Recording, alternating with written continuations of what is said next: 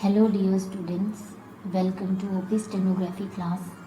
Be ready, dictation will start in 5 seconds. Start. I have repeatedly been impressed during my visits to the Soviet Russia and to the United States by the many things they have in common. I am thinking more about the people than about politics. The people in both countries are in some ways remarkably similar to each other. They are frank and hospitable and are exceedingly friendly.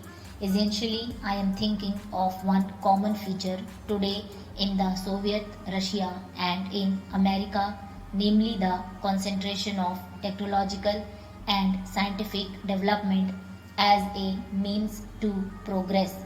The Russians, in spite of their political differences, are full of admiration for the technological civilization which the United States has built up.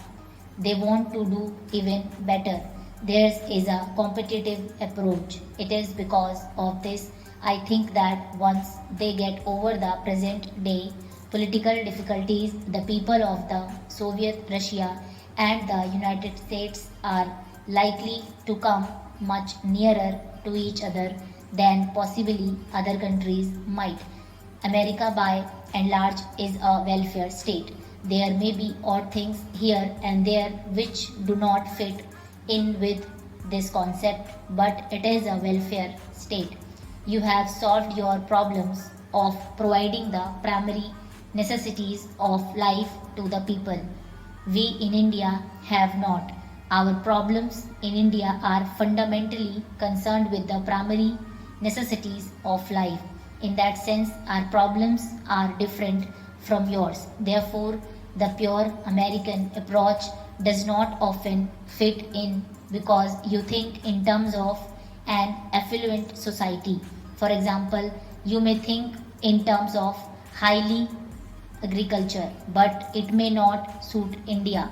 Not that we are against mechanization, but it may not fit in with the conditions in India. In the Soviet Russia, there has certainly been a very marked and progressive change from the rigid authoritarianism of Stalin's time.